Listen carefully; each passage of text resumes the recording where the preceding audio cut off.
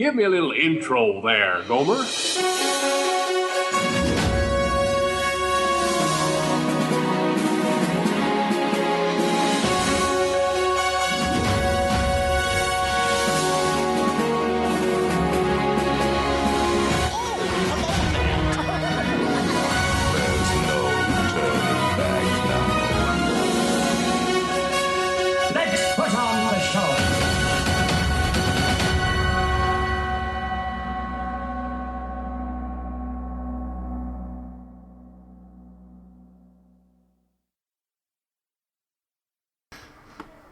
You're listening to episode number 50 of the Station 71 podcast. My name is Mario, and I'm joined this week by my co-hosts, Beth, Brian, and Kirsten.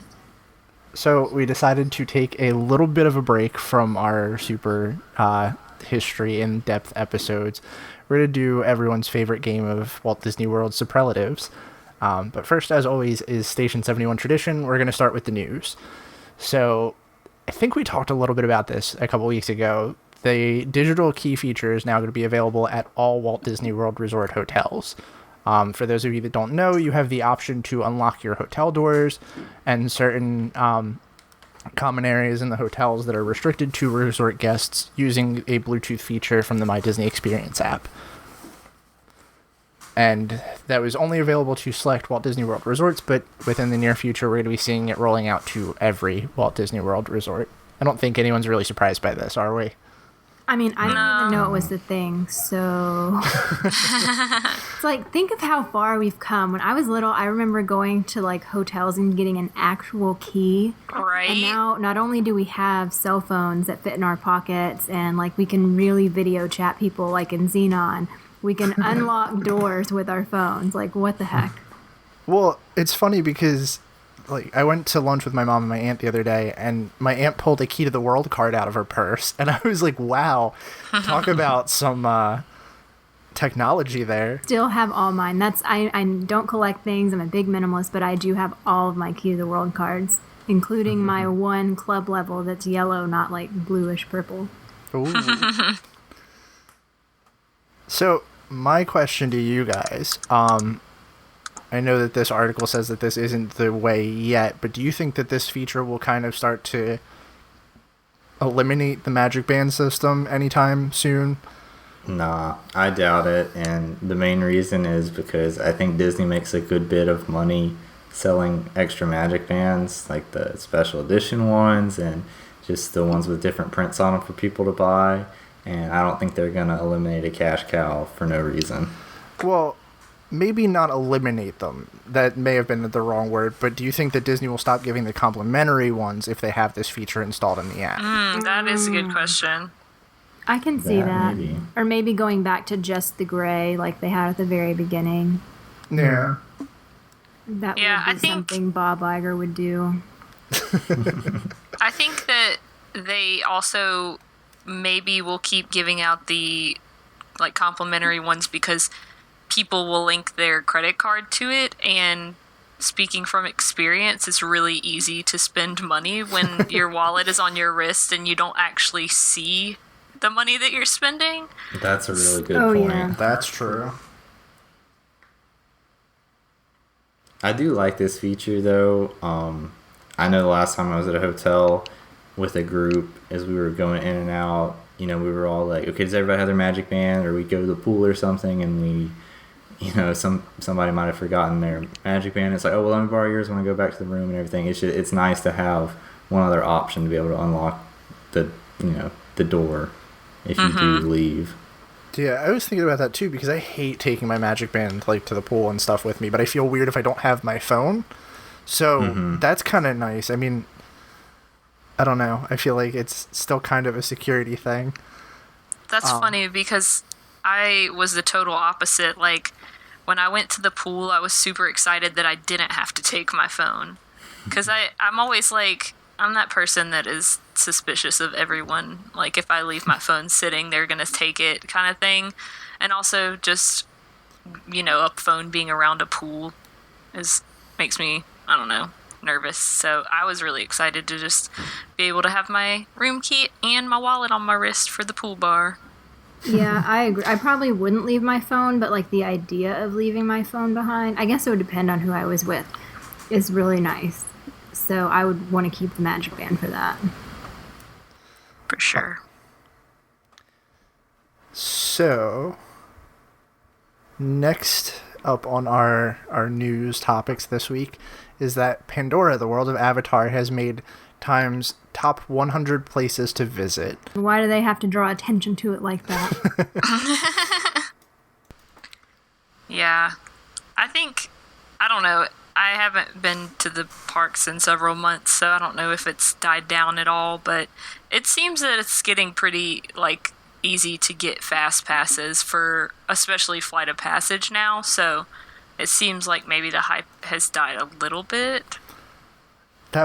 I'm so excited that I have a trip booked in like a couple months down the road now from now, and I feel like I'm gonna actually be able to get the fast passes I want in Pandora. That just makes me feel so happy. But yeah, the only problem is that you can't do both because of the tiers. But I mean, you could do it on different days. That's true. I didn't think about that. And we are going to be there for 7 days, so possible. Honestly, though, if you are able to get one for Flight of Passage, rope dropping, Navi River Journey is almost essentially a walk-on. Yeah, that's what we did. Plus, Navi River Journey's not as good. Definitely. But you have to see the shaman. Oh, absolutely. Like, I'm not saying by any means don't ride it. If you know, you had each one in a hand, you got an obvious advantage over for Flight of Passage. Mm-hmm. Yeah. I do think it's a little unfair, though, just kind of an aside, that everybody has very closely compared Navi River Journey and Flight of Passage, but, you know, nobody in Toy Story Land is comparing the Swirling Saucers to the Slinky Dog Coaster and being like, oh, I don't know, you know, Swirling Saucers just doesn't live up to Slinky Dog Coaster. It's like, yeah, they're two completely different tiers of attractions.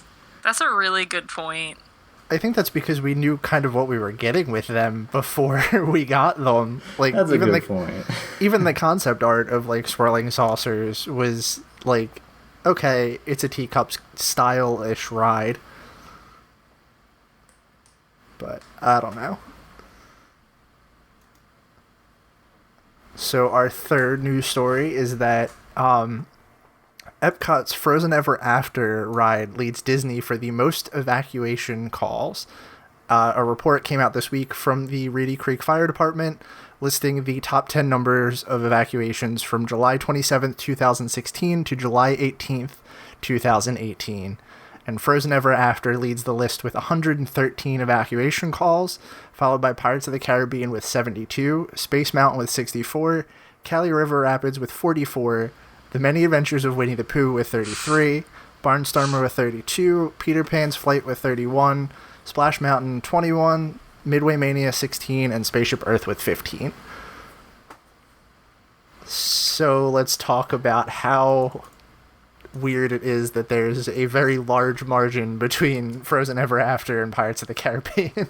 I think it's interesting that 3 of the 4 top rides are water. That's a good point. Huh, I didn't realize that. I have no problem evacuating a ride that's on the ground, but that would freak me out so bad having to evacuate one of these rides. I think being evacuated from Spaceship Earth would freak me out the most. I think Small World would get me because, you know, dolls are going to come to life and stab you. I don't know. All I know is if I had to sit on It's a Small World and wait for the evacuation people to come get me, I would never get on that ride ever again. Oh my god, right? Oh boy. But yeah, I wonder. Probably because it's shoddy construction, because they wanted to get it open as fast as humanly possible to cash in on all that Frozen, like, euphoria. True. Mm-hmm. I mean, I doubt that's it, but that's I'm feeling very cynical tonight. Well, but even if, you know, the ride system wasn't updated at all, I don't ever remember hearing about Maelstrom breaking down this often. Yeah, I don't. Have y'all ever been evacuated on a Disney ride? Nope. I wish. I know, me too. Space Mountain. Ooh, really? Mm-hmm. I've never even gotten to ride it with the lights on, and I worked there for like 7 months. I got stuck on it with the lights on. That sounds horrifying. Evacuated awesome. and then put immediately back on it. So. Man. You don't sound too thrilled about that either. No, it was actually pretty cool because I'm sorry, it was actually an exciting experience because it broke down right before the car went to the unloading station, but we were still inside the actual, I guess, the ride part of it. So we stopped, the lights came on, we were able to see everything. We waited for probably 15 minutes, finally came and evacuated us, and gave us a, basically free fast pass to use wherever, and we immediately got right back on. So. When was this? Like, how long ago? This was years ago. I was probably only 10 or so. So 15 plus years. Dang. I think it would be, like, I would probably think it was really cool to get evacuated on any ride as long as I didn't feel, like, super unsafe on it. Yeah. It's definitely got to be an experience. I'm really surprised that as often as I go, that's the only time. Because I hear a lot of other people that live in Florida that go pretty frequently talk about happening to them all the time.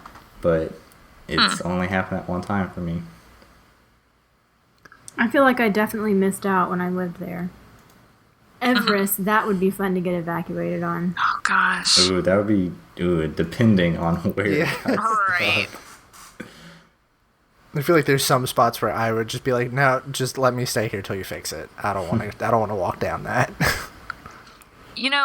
I've never gotten actually evacuated on a ride, but as many times as I've gotten stuck on Haunted Mansion, I'm surprised it's not on this list.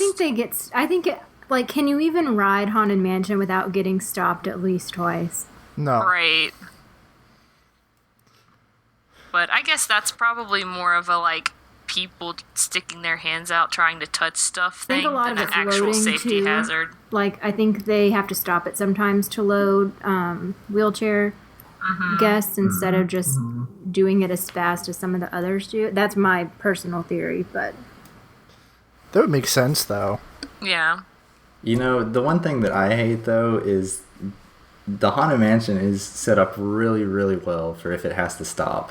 They already have the narration and everything, and it always kills me when one of the cast members that has to announce that the ride's starting back is just not into it. Because it's like, this setup is already laid out there perfectly for them. And then, when the narrator comes over and it's like, your doom buggy will start moving immediately, and they're like, yeah, the ride's starting back. And then it just takes back off. It's like, come on, man. Yeah. That's funny. So the last news topic that we have this week is that D23 Expo 2019 ticket prices were announced, and tickets are also now available. If you're a D23 Gold member, you can get 3-day tickets at the early bird price of $177. After November 20th, they'll be $219. Wow.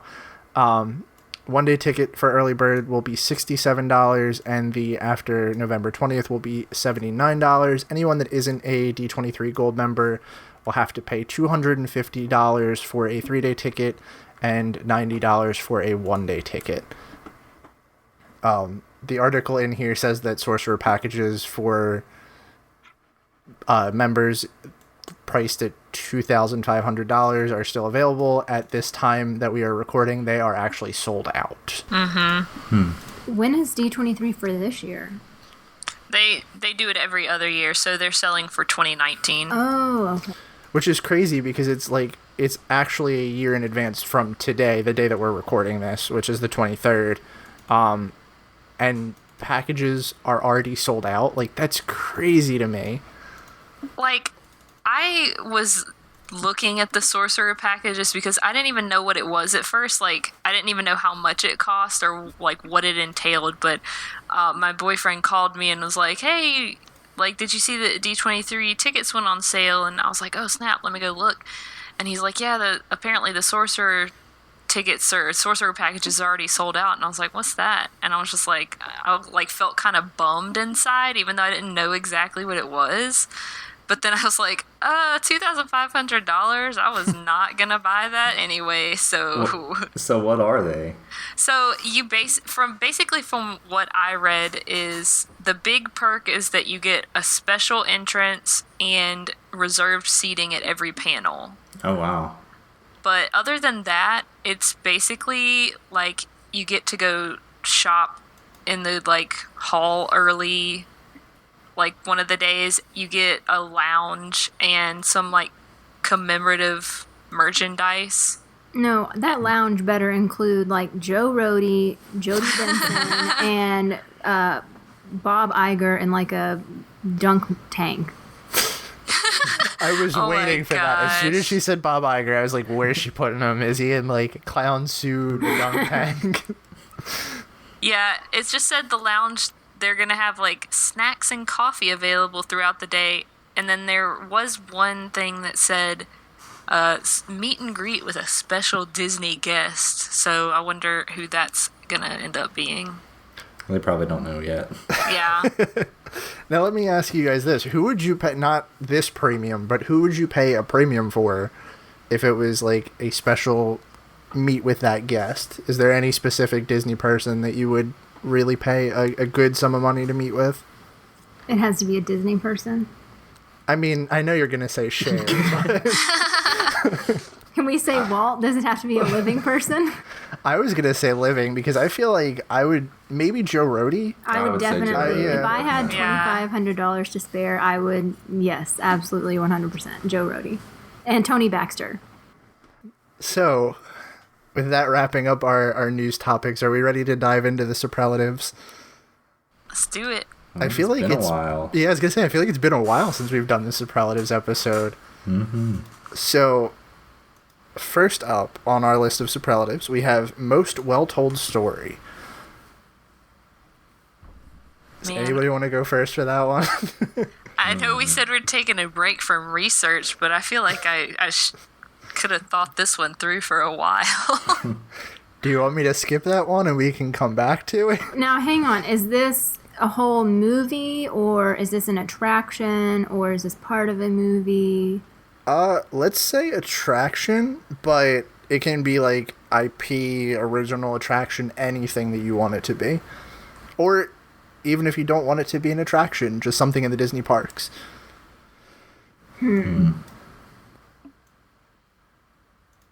is tough. Okay, we'll skip that one and we'll come back. I'll move that to the bottom of our list here.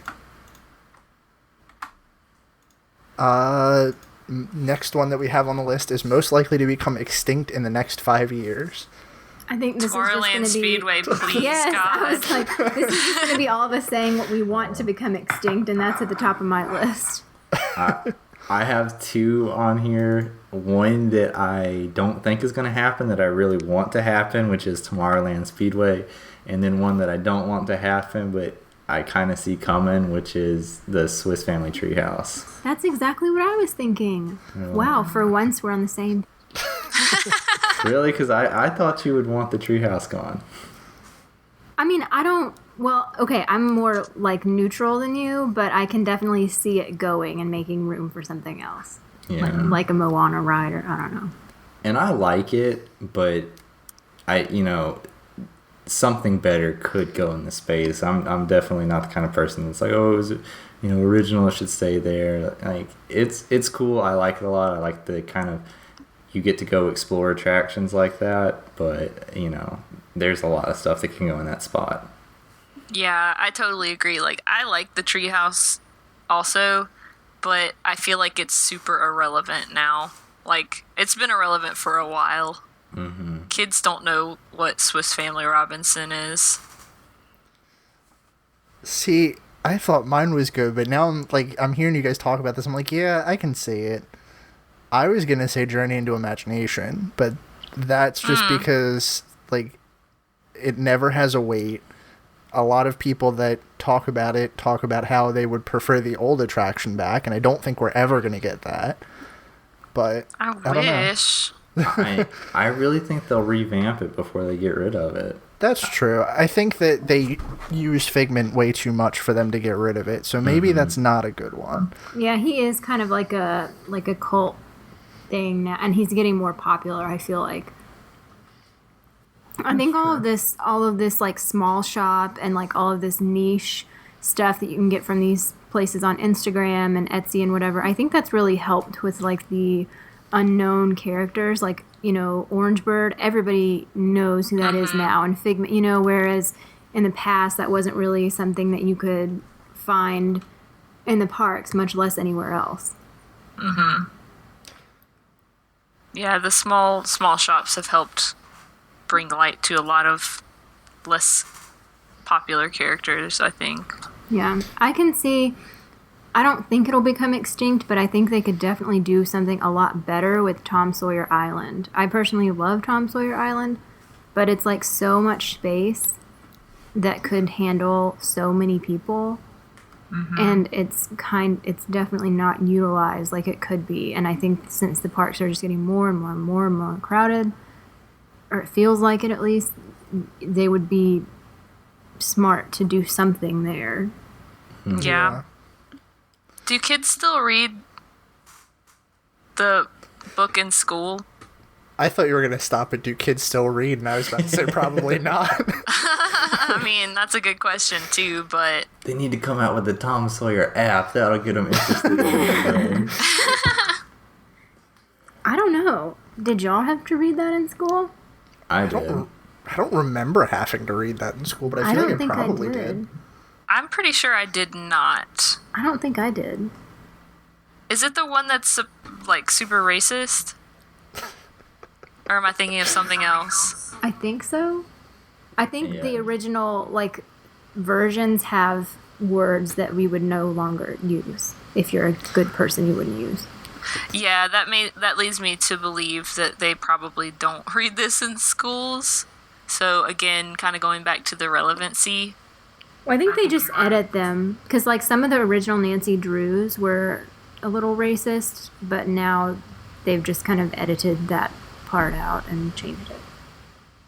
I did not know that. I was just thinking, if they do get rid of it, then they would have to do something completely different with the riverboat, too. That's what I was thinking. That would be hard, and I don't know if it'll happen, but... I also don't know if the riverboat has as much staying power either. I've never ridden it. See, and I literally have only been on it once, and it was a few trips ago that I was like, I've never done this. I'm going to do this. Like, I don't know if it's going to be worth my time, but I'm going to do it just to, you know, say I did it. And I actually, like, really enjoyed it. Like, I didn't realize that there's narration on it the whole time, and that you pass by, like, little different scenes and stuff. And I thought it was actually pretty cool. And I think that if they rethemed the, like, scenes that you pass by in, like, coordination with retheming Tom Sawyer Island, that it would be a lot more popular. Yeah, I actually was planning on riding it this last time. We walked over, but they had it closed for, like, a special event or something. So... I heard they were just doing a massive refurbishment on the track for it. So, I mean, I guess it has a little bit of staying power. But still, if they were going to take Tom Sawyer Island, I wouldn't, you know, not see them taking this too. I don't understand why they don't just do Princess and the Frog. Yeah. Well, they do that dessert party. But I mean, like, why don't they make Tom Sawyer Island into the bayou and make all of the scenes that you float by on the riverboat related to Princess and the Frog? That's a good idea. I would be completely okay with that. I would be really more than okay with that. I mean, and it works. Like, it would fit. Yeah, I think we're slightly off time period, but I think it would still work with the theming overall. I also think Disney likes to forget about Princess and the Frog. Stupid. Anyway. So do we want to move on to the next one? Yeah. Yeah. So the next one is best place to survive a zombie apocalypse on Walt Disney World property. I have an answer for this one. I know it's not obviously realistic because zombies, but also price point. But I'm going to say I think I would probably try to hunker down in like a Polynesian bungalow or one of the tree houses. Because you're high up, you have a little bit of coverage so you can see what's coming at you. And there's really only like one way in and out, and that's that ramp. Realistically, I don't know how far away it is from like food and stuff, so I don't know how survivable that would be. But that was my thought process when I put this in here. I'm gonna say the Royal Suite in Cinderella Castle because even regular people don't know how to get to it, so zombies definitely aren't gonna be able to figure it out. And if you die happy. Exactly.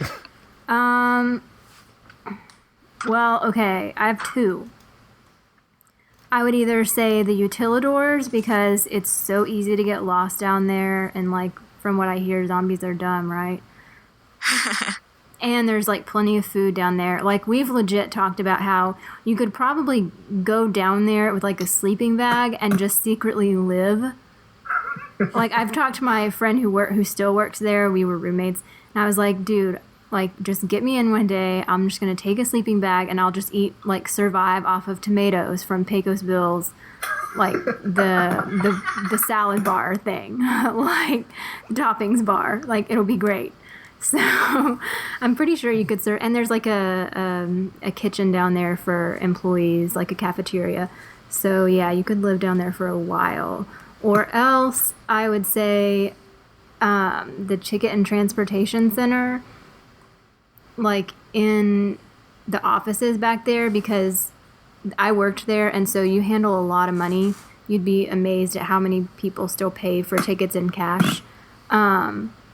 And so it's very, very locked down. There's like codes to get in every door and stuff like that. You'd have to bring food in, but nobody's getting in there.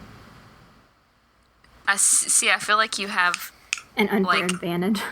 Yeah, exactly. You have insider information. Sorry. And the only reason I would disagree with you about the utilidors is, well, I disagree and I agree at the same time. I feel like someone that is familiar with them would be able to survive down there, but someone like me who has a terrible sense of direction and has only been down there once on a tour, I would get lost and probably run directly into zombies. True. And it would be hard to like completely barricade it because the whole back end is just open. I mean, a bus drives back there.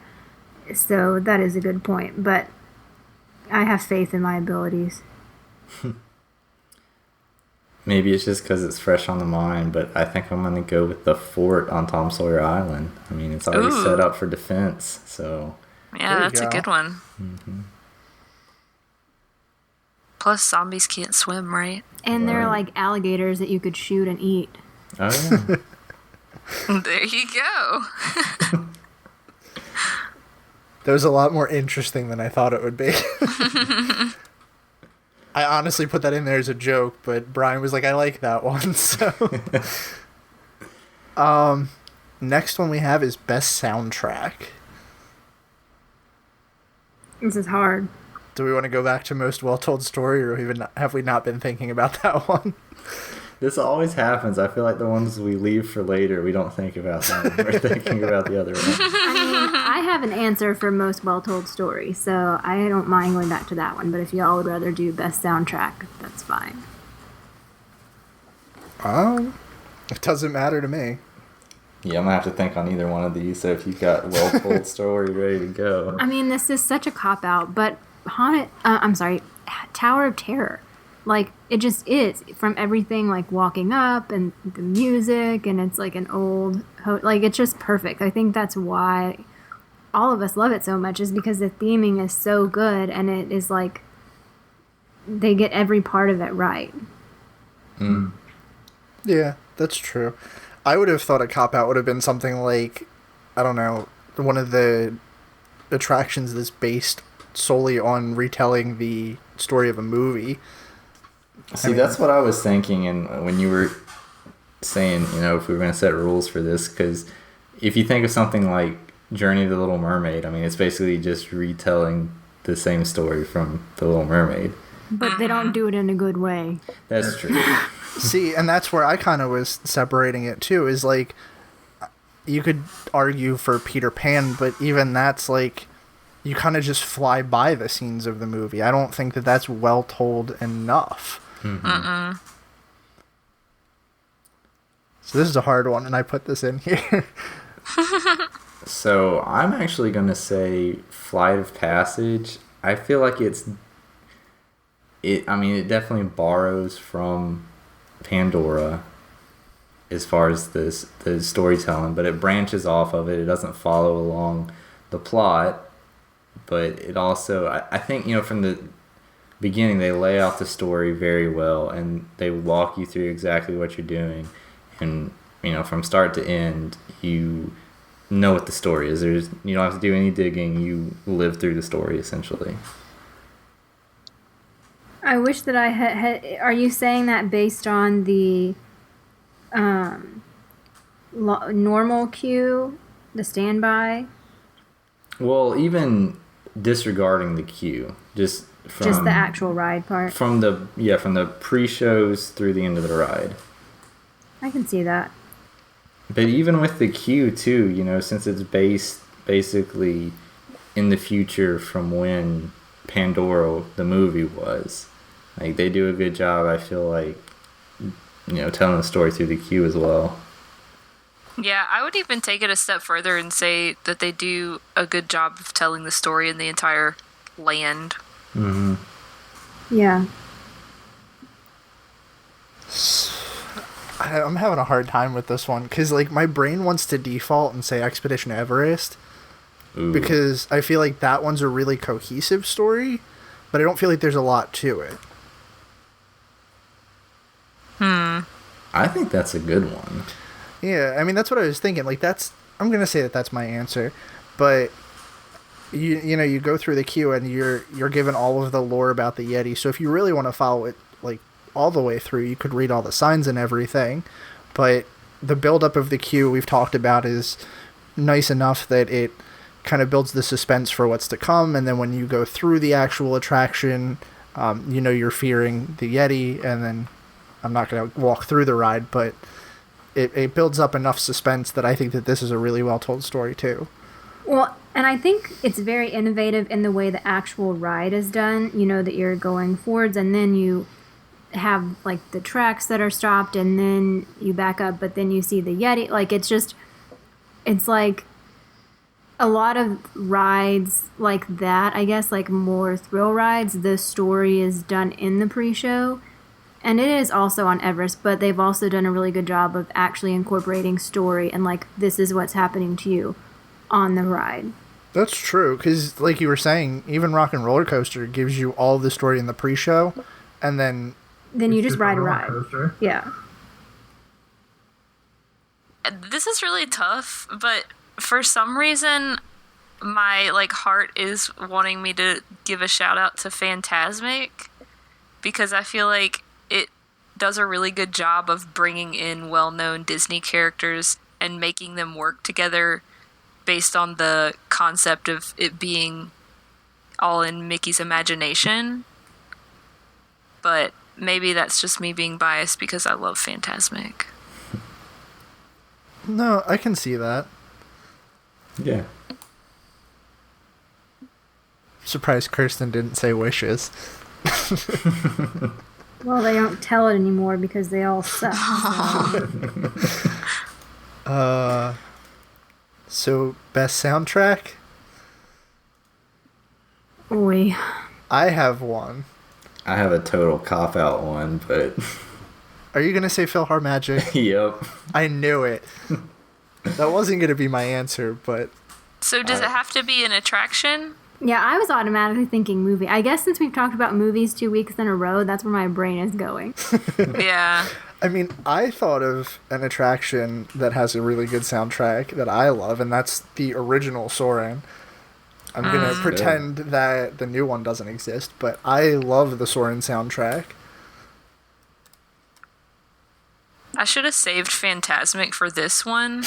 I mean, it works for this too. This, I think, Wishes is, like, definitely the right answer. Clearly. Does that count? but also Spectro Magic. Okay. I've never seen it. Missing out. I've heard I this know, soundtrack. That's about it. I've heard it's great. I have it on a CD. I have Wishes on a CD, so I can agree with your Wishes comment. And I used to listen to it. It's like a 14-minute CD. I used to listen to it whenever I was in college. Driving back to my hometown took me 6 hours. I would listen to it literally all the way, just over and over. Like, it's a problem. Wow. That's some love. I mean, I've played the Wishes CD on loop like 3 times in a row, but not 6 hours. No, like 6 hours. And still, if I put it in, Will's like, okay, you have to take it out now. Because I would listen to it like from South Carolina all the way to Disney World. And he's like, please change this.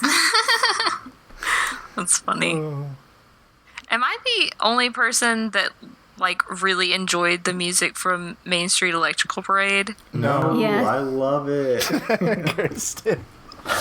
It is so catchy. Like, every time I think about it, it gets stuck in my head. It makes me want to stab myself.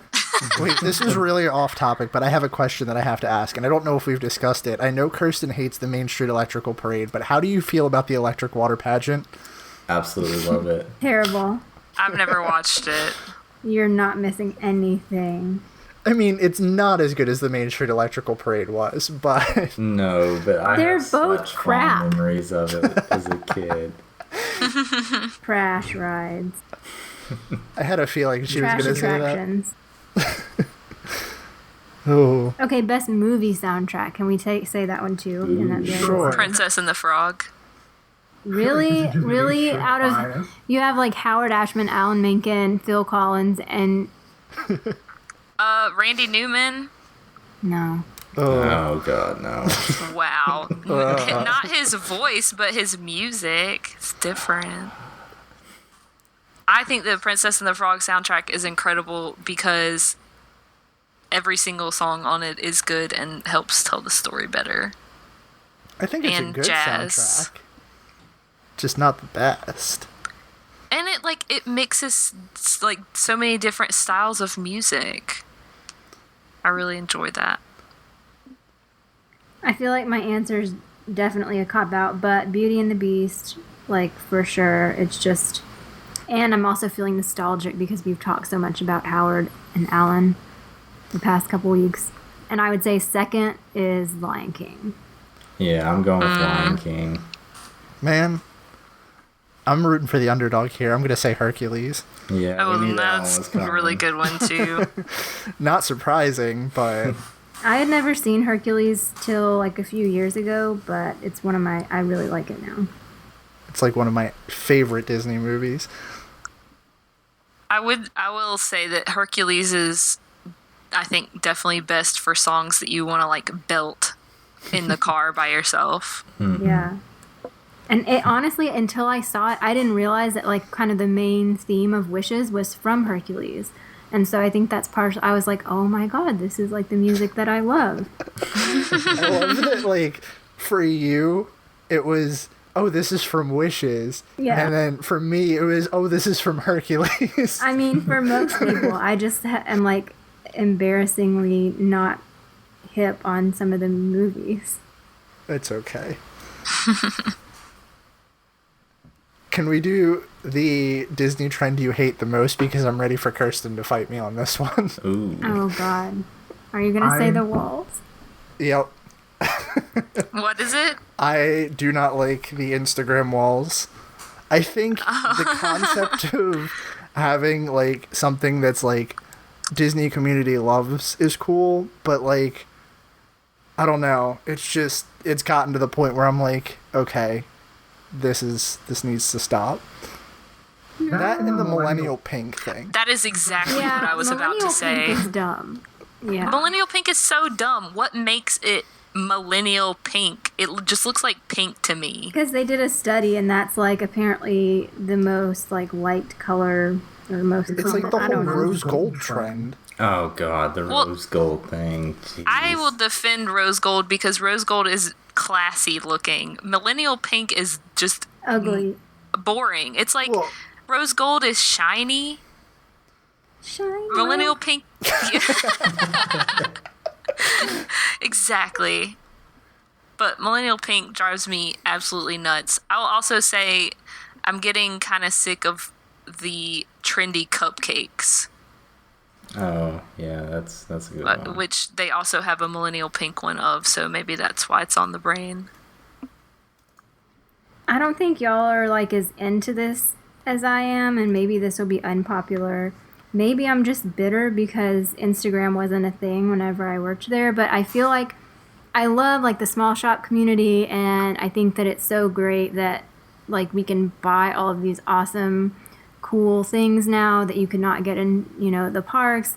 But the whole like Disney influencer thing, it's kind of like, okay, so I get that you're like a pretty 20-year-old and you live in Orlando, but like you don't need like, yes, you have 30,000 followers on Instagram, but like really, really, like, come on.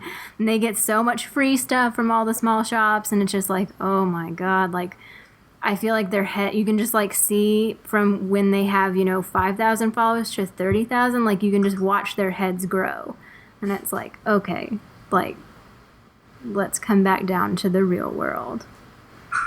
But maybe, like I said, maybe I'm just bitter because like I didn't have that option when I was working there, like whatever, I don't know.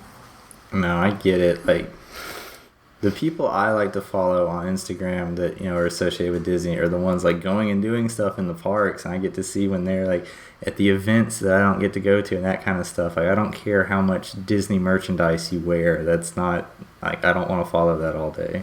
I think that's why I stopped using Instagram. Like, and that may also be part of my hate for the purple wall, is like a lot of the people that I've seen with this like fascination for the purple wall and the all the other walls, I'm just attacking the purple wall, but all of the like Disney photogenic spots are literally just driving to the park for that picture. Like, it feels like there's nothing else that they do besides like, oh, I was in Disney today, let me snap a selfie at this wall. I really feel like social media is ruining a lot of things. Well, I mean, I think it's so much about vanity now more than anything else, and like it started out and like it was just normal pretty girls, but now they all have like the whole, like their makeup is perfect. It's like the Instagram makeup, like where it's flawless, and they're wearing these like adorable outfits. But I'm like, okay, but you can't like ride anything or walk around all day wearing that. Like, come on, let's get real. It's just like the rest of social media, like it's just so unrealistic. It looks so aspirational, but when you really think about it, it's like, this is not real. And so I feel like it makes people who are going on vacation think like, oh, this is what my vacation should look like, this is what I should be wearing, like, and then you come home and look at your pictures and you just have like normal makeup on and you're wearing like, I don't know, shorts and tennis shoes, and it's like, well, like I'm not going to post these because I don't look as cute as, such and such or whatever. Yeah, but who had more fun? That's true. I know. Another one that gets on my nerves is, I mean, kind of families wearing the same t-shirt in general. Oh, yes. But specifically the ones that wear, like, everyone wears the same shirt for drinking around the world. And the it has, like, no, it's like the ones that have, like, the little, like, quirky sayings. Like, I'm trying to think of like one off the top of my head, but they're like relevant to princesses or movies. Like, they're like popular quotes, but they're reimagined for drinking instead. Yeah, I just don't think that's like I don't know, I don't think it's in the spirit of Disney in general. Yeah. Like, okay, I just found an Etsy that has a bunch of them, like Bibbidi Bobbidi Booze. That's not even creative or. Can you drink with all the colors of the wine? What? They could have a whole new world. buzz. And then there's one that says it's like it's a wine glass with a mermaid tail and like red ears, like to look like Ariel, and the phrase is "under the influence" instead of "under the sea." Wow. Like, these are so tacky. I think we should have a whole show about what annoys us. This is fun. Yeah. You know, nothing brings people together like hating the same things. Yup. You could do a Disney Festivus episode. Are there any others that you guys want to do? I know we have a couple on the Superlatives tab, and we're like, this is a really short episode so far. No, but I will say, like, as much as I had just complained about all those Disney influencers, I do, like, love me some Disney community drama. So if you're listening and you also like Disney community drama and you know of some, hit me up, tell me. It will entertain me for hours. Just saying. We're gonna throw some Keep Refurbished Demolishes and maybe a Would You Rather in there, just so we have some other stuff to talk about. I was liking the, as Brian put it, let's get classical, Keep Refurbished Demolish, Dumbo, Peter Pan's Flight, and Enchanted Tiki Room. Wow.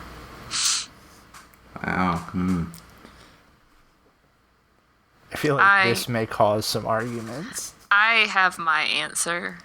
Yeah, Go ahead. Me too. I would say keep Dumbo, refurbish Enchanted Tiki Room, and demolish Peter Pan's Flight. Beth, if you try to bring back Under New Management, I'm gonna fight you. I'm not gonna try to bring back Under New Management, though. I do think that it's not quite as bad as everyone said it was. I watched a video of it. While it's not great, it's not. I don't think it's terrible, but I think when I say refurbish, I would just want to like give it a little polish, maybe fix a couple of those animatronics. I would keep Dumbo, refurbish Peter Pan's Flight, demolish Enchanted Tiki Room. Wow. I'm not a big fan of Tiki Room. Oh, man. The birds. It's the best part. I know. I'm the only part. It has one of my favorite Disney puns in it. Which one is that? The boys in the back are called macaws. Oh, because of their claws. No, because they're macaws.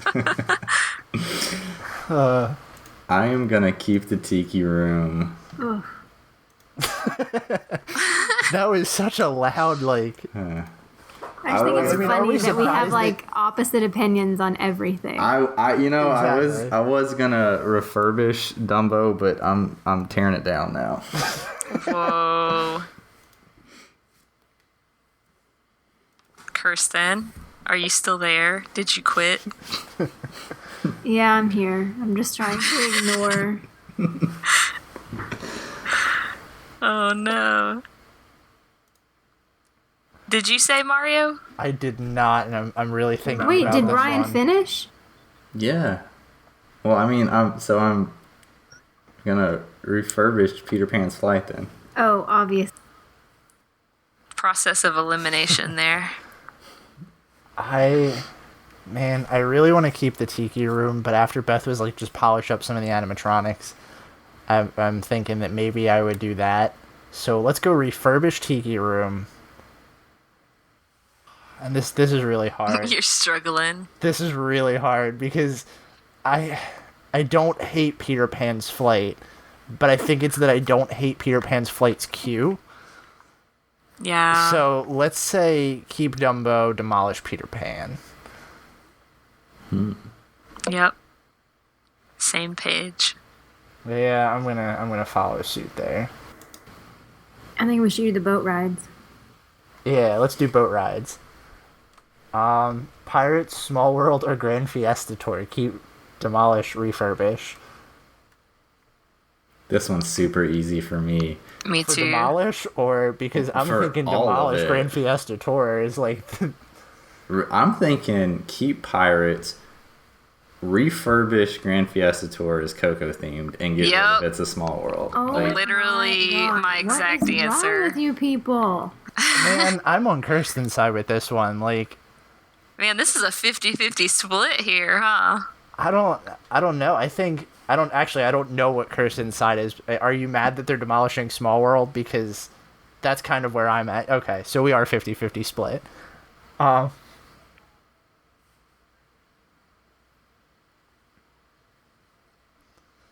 Yeah, I'm on the same page. Wow, that was But really if you 50-50. retheme it to Coco, it would be so cool. I just love It's a Small World so much. It's like our 3 rides that we always do for my mother-in-law are Dumbo, Teacup, Small World. And so I like have a serious attachment to those 3 rides. Like before that, I never cared. And like now we did our nursery, It's a Small World / Mary Blair themed. So. Aww. So you really have a special attachment. I see.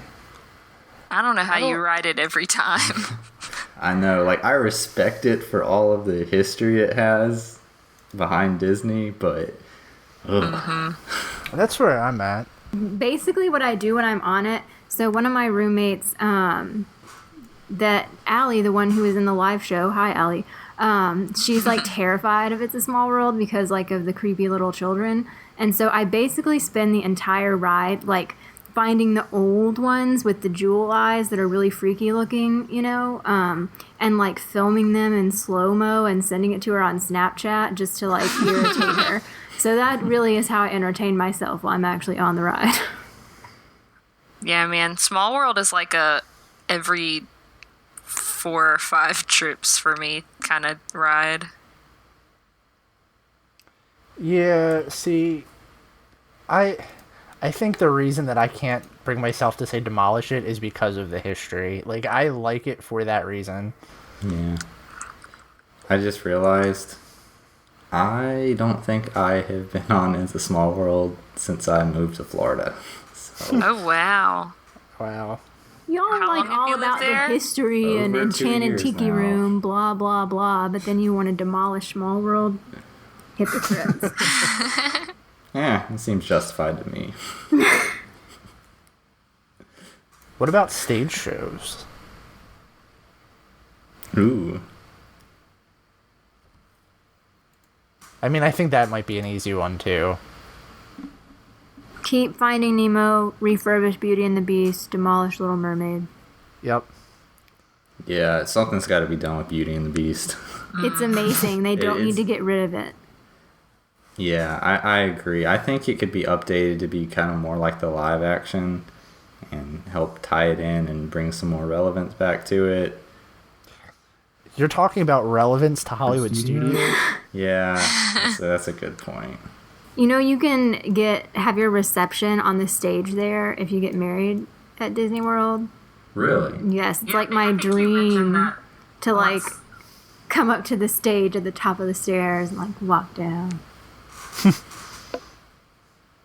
So can you say your choices again, Kirsten? Keep Finding Nemo, refurbish Beauty and the Beast, demolish Little Mermaid. Oh, yeah. Same. Wow, that was easy. Yeah. Let's do a Would You Rather because we haven't done that one and we can tie it up with that.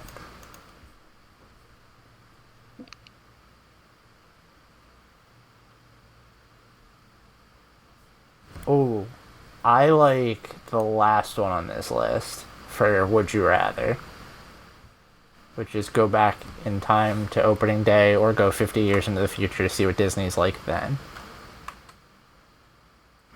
I feel like my answer was obvious at first, and then I started thinking about it, and now I can't pick. Yeah, Walt's dead. Could we go back to if I could go back to Disneyland on opening day just to meet Yes. Walt, I would. But if I can't Yes. meet Walt, then I'm gonna go in the future. Well, yeah, let's say that then. So go back in time to Disneyland on opening day. Well, pick either one. I would go to Disneyland to meet Walt. Yeah. Yeah, if that's an option, that's what I'm gonna pick. The thing is that, like, I hope to still be alive in 50 years. So if it were more like 100 years in the future, that would be more enticing. So 100 years into the future or back to Disneyland on opening day. Disneyland on opening day, yes. Disney, if it's between Disney World on opening day and 100 years in the future, then I pick the future. I don't know. I kind of think that it would be interesting to see Disney World on opening day too. I mean, obviously you're not going to get to see Walt or hear any of that, like the Disneyland dedication speeches and stuff like that. But I like Roy's speech too. It's very nice. Makes me cry. Yeah. I think it would be cool. Like, I think just because I have such an attraction to this park, I would... Attraction. I think that might, like, I don't know. I think I would probably go back to Disney World on opening day if we kept this the original way, but Disneyland would be cool too. So what would you hope to see in the parks if you went 100 years in the future? Tomorrowland. Like the movie Tomorrowland? Yes, or like the movie Tomorrowland. Sorry. But also the land Tomorrowland, I'd be very interested to see how that gets interpreted. 100 years in the future, I hope that in 50 years someone discovers this podcast. Here's our episode about our own parks. Here's my idea about having a Tower of Terror park and builds that. That's awesome.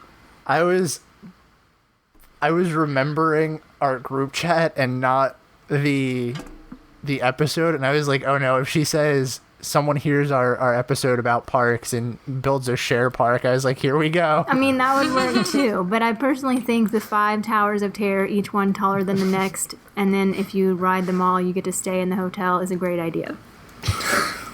Towers of Terror. Oh, goodness. Oh, man. I don't know. If I would just be interested to see what classic attractions are still there, and if Disney's gone more IP based and lost all of the original ideas. See, because that's my biggest fear. That is really interesting. I wasn't thinking about that at all. I was thinking like what kind of new technology would be there, but yeah, I would love to see how many opening day attractions were left. Because if you really think about it, I mean, it's weird to think about like how 100 years is a lot more than where we're at from opening day of Magic Kingdom. So, like, if you think about the timeline from then to now, it's not really that much time, but 100 years from now versus, you know, that time it's a lot more time. So to have an attraction that's been there since opening day in 100 years is crazy. Mm-hmm. I also, like I said, I kind of want to see if any of the, like, original idea attractions are there, or the non-IP based ones, or if Disney's even doing that anymore, because we've talked about this a couple times. They don't really do original ideas anymore, and the ones that they have are all pretty much like, you know, classic attractions. So if they go, is that going to be the end of the original idea attractions? That's a good question. I mean,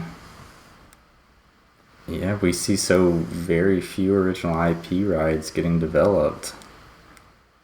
I'm just hoping that, like, D23 2019, someone comes out on the stage and says, we've built an attraction around an original IP that's never been seen before, and it's not something they're planning to do in a movie. And I know it's not going to happen, but, like, I keep hoping every time D23 rolls around that someone comes out and says that. I keep hoping that once Bob Iger leaves, it'll happen.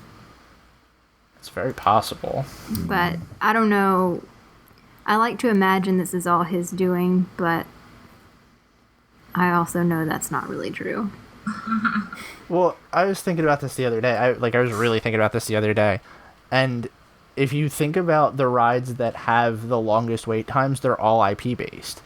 Which, I mean, that also says that they're, you know, obviously they're the newer rides and everything too, but the ones that have the original ideas, or the ones that, you know, aren't based off of a movie, are typically not that long of a wait time. So to me, that itself says that the IPs sell, and that's what Disney needs. Well, I think that the ones the ones that are original have pretty long wait times if you correct for something being brand new. Like, I mean, yeah. I think Tower of Terror is an interesting case because I think it really is, for some reason, scarier to people than Rock and Roller Coaster, so it does have a shorter wait time than that. But even Rock and Roller Coaster isn't based on, like, a movie or something. And then I would say Haunted Mansion is definitely a well-loved classic and has a decent line for not being a thrill ride. I mean, Space Mountain is not based on any IP.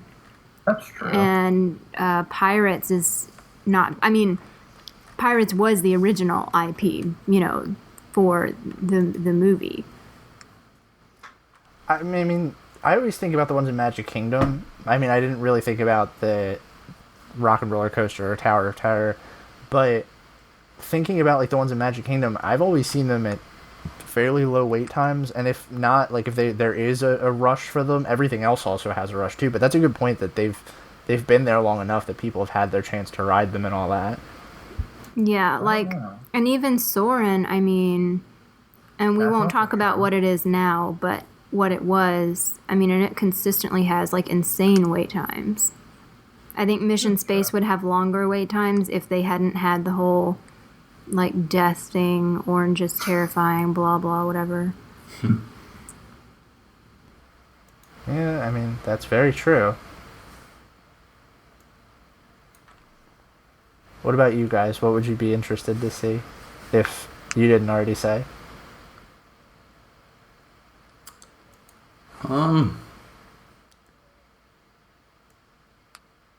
I guess I would just be curious to see if the whole theme park was, I mean, the whole idea behind the theme park was laid out the same way. Are you waiting in line to go on, you know, on attractions, or is it more of a, I don't know, free roaming kind of like virtual reality experience or something along those lines, you know? I can only imagine what the technology will be like by then. Mm-hmm. By that time, no one will actually go to Disneyland. It'll all be VR Disneyland. I actually read this series of books that takes place in the future, and space travel is common, and so they talk about Disney Planet in the books. Oh, huh. That's pretty cool. But yeah, is there anything you guys want to talk about before we tie this up? I know we have one listener correspondence in here that I wanted to talk about, or iTunes review, really. Just if anybody listening has any ideas for would you rather keep Refurbish Demolish or Superlatives at any point, send them our way because we're always looking. Yeah, and it's funny because, like, I think we've kind of, like, we backed away from this a little bit because for a while we were doing this a lot, and we were like, do people actually even like this? And then it was like either during the live show or after the live show, everybody was like, you guys should do more superlatives. Mm-hmm. So, I mean, we like doing them, and it's fun to, you know, have people tell us what they want to hear, because, yeah. Mm-hmm. So, anything else? Nope. Okay, so before we go, I always like to kind of acknowledge iTunes reviews or emails or stuff that have come in. I've been kind of sitting on this one because I keep forgetting to check iTunes.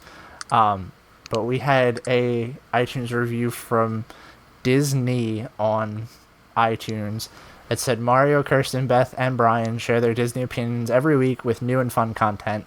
I look forward to another great year of fun-filled podcasting. Thank you guys for sharing your love of Disney with the world. So yeah, thank you. That was very nice. Very good 5-star review. Super happy with that one. Yeah. And that's going to do it for us this week. Thanks for joining us again on another episode of the Station 71 podcast. Be sure to subscribe to us on iTunes or wherever you get your podcasts from so you don't miss another episode. If you want to get in touch with us, you can find us online at facebook.com/Station71pod, Twitter at Station71pod, Instagram at Station71podcast, and you can send us a listener email to station71podcast@gmail.com. You can also call us on our brand new Google Voice line at 561-899-6441. We hope you enjoyed your ride, and we'll see you real soon. Please stand clear of the doors. Por favor, manténganse alejado de las puertas.